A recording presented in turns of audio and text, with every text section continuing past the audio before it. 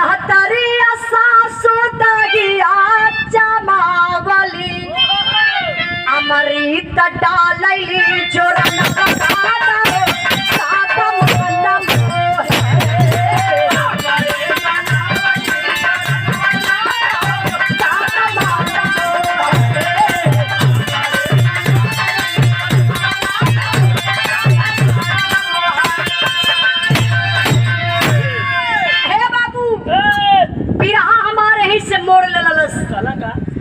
अब संपत अपनी बहू आरती से कहलन, देख बेटा गम तुझे भी है और गम मुझे भी है, क्योंकि आरती बेटा संजय मेरा बेटा था, तुम्हारा पति था।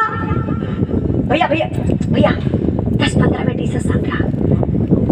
मेरा बेटा संजय शहीद हो गया, तुम्हारा पति, मुझे दर्द है, लेकिन बेटा मैं चाहता हूँ ना, जो परिवार में नफरत चल रही है ना, हम दोनों मिल करके क्यों नहीं इस नफरत को दूर कर देते हैं।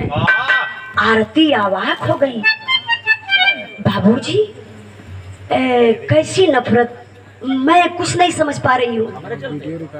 मेरे चलते परिवार में नफरत। तब उस संपतवा कहलस, का कहलस मास्टर? कहलस फौजिया जे मौतिया के की मातिया, कहलस फौजिया जे मौतिया के की मातिया, और रुपयाई हो जाई जहरवा बेटी हरवा पूजाई हार, रुपयाई हो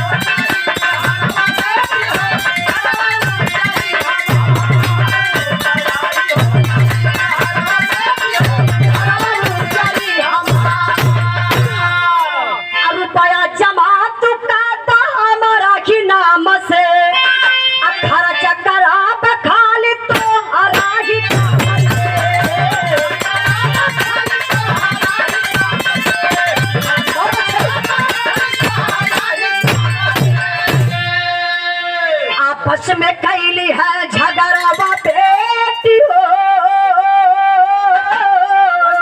आप मेरे तुंजय दुलार।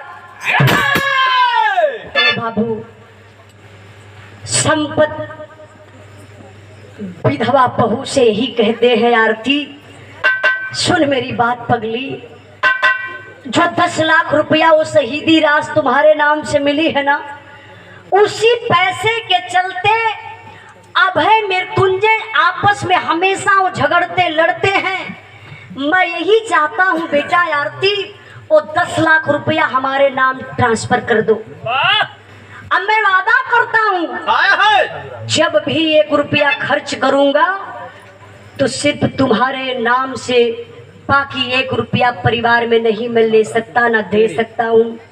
अरे बाप रे बाप, आरती का कलेज है फाट गया। कहो जेकर जवनिये में सेनूर धोवा गया, जब विधवा हो गई ओके 10 लाख रुपया लौकी। आरती का शरीरिया कांपे लगल। भैया हो हथवा जोड़ के अपने ससुर के पैरिया पर गिर के बाबू बड़ी ऊंची बात कहलस, पत्थर सा कलेजा पिघल जाई सुन के। बाबू का कहलस?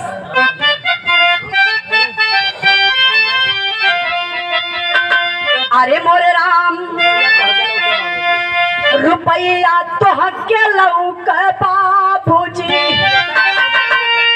जियत लाश हो गई पता और पतोहिया पतोहिया पतोहिया। आरती कलश का है बाबू, आपके पैसा दिखात बना का 10 लाख रुपया से हम अपने मांग के सिंदूर खरीद सकीला। 10 लाख रुपया का पैसा से हमार पति देव वापस आ सकला? हे बाबू हमके रुपया पैसा कुछ नजर नहीं खियावता। हमार कैसे हो ये जिंदगी बीत जा, जिंदगी हमार पहाड़ हो गई बाबू। अब बुढ़वा संपतवा समझ गयल ई पैसा ना दे, मारे गुस्सा में लाल पसीना फेंकत दुअरवा आयल बाबू वही चरपैया पे। अब पैरवा पे पैरवा ऐसे ही चढ़ाई के बैठल आ ऐसे ही पसीनमा पोछत बा अपने दुल्हिया के बनौलस। बुढ़िया से कहलस, ए बूढ़ा हर एक लोटा पानी लेके आवा। बुढ़िया जब लोटवा का पनिया लेके आइल भैया हो, बुढ़ऊ का पसीना देख के बुढ़िया घबराए गई। बुढ़िया कहलस, बुढ़ऊ कैसा पानी फेंकत हुआ हो? ई कैसन तोरे पसीना छूटता? तबीयत तो ठीक बा ना? बुढ़वा कलश देख रहे बुढ़िया तबीयत ठीक बा लेकिन दिमाग ठीक ना बा। कोरे आज हम अर्तिया के घर में लेके गईली। 2 घंटा चिरौरी करे तैयार है नहीं भेल देवे के। अब बुढ़िया उखड़ गई। अरे काहे अर्तिया से मांगे गलेला? कबो नापे उले रहला है? बुढ़वा कहला, बुढ़िया सुन सुन तो पागल है ना, तनी चढ़ के कपारे मत बोल। उ जोन 10 लाख रुपया पौले है ना, उहे पैसवा गईली मांगे बदे बड़ा चिरौरी कैली रे। उ देवे के नौवे ना लेत। बुढ़िया कहला, तू का जानत हुआ? उ छोटकी जहाज हो गईल। अब ओकर जमीनी पर गोड़वे ना पड़ी।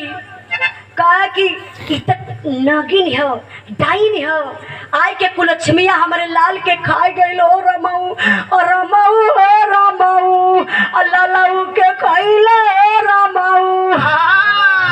कहाँ जल्दी खाई? कहीं इनके खाई संपतवा भाई रमपतवा हम। हाँ बुढ़िया लगल बनावटी रोवे।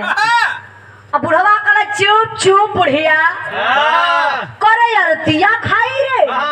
बुढ़ौती आ गई तो खाइन पहले का खाई रे। सुन हमार बात, ये दिमाग लगाई ना। आरतिया के पूरा परिवार मिल के खायल जाई, केहू बहरे पता न पाई। जवन बची चाट को रुहा दिया जाए।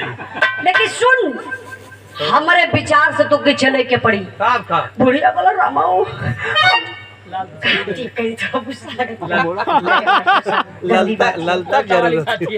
नहीं जगह दा। बुढ़िया कलश बुढ़ाओ हम तो जिंदगी भर तो और बात बन ली, अब बुढ़ाई में कहाँ जावे? पति ने माने के बाद बुढ़वा कलश, देख बुढ़िया आज के दिन से आरतिया का खाना पानी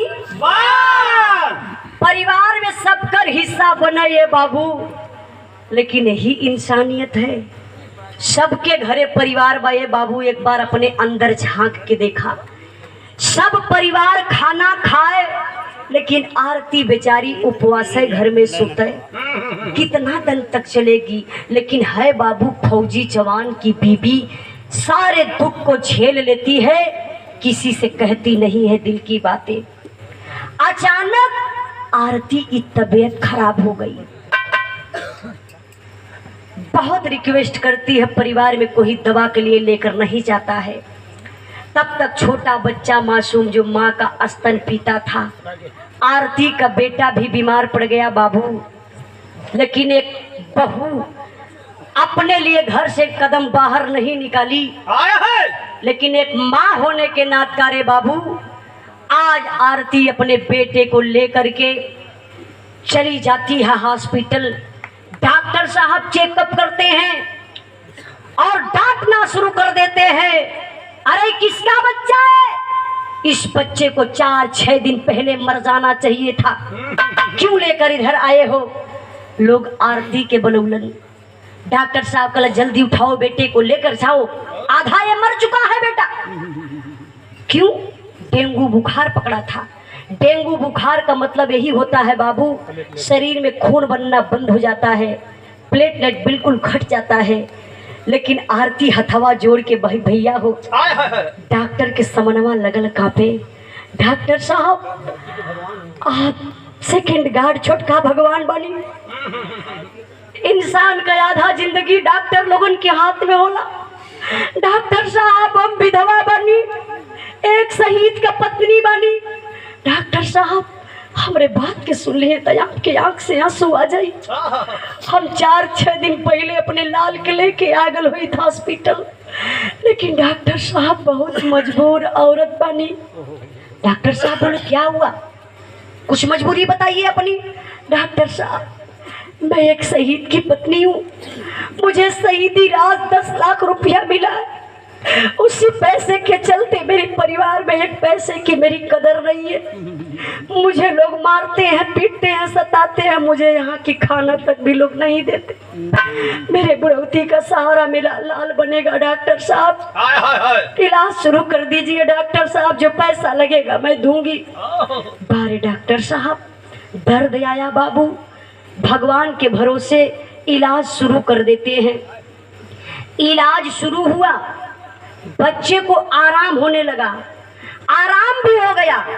लेकिन अब डॉक्टर साहब बोले कि आरती आपका बेटा स्वस्थ है, अब आप घर कर ले जा सकती हैं। लेकिन लोगों से उधार लेकर के जब बेचारी हॉस्पिटल जा रही थी तो गजब हो गया। हाय हाय। आरती का ससुर संपतवा अब वो सारा लोकेशन अपने मुट्ठी में लेके बैठल बा।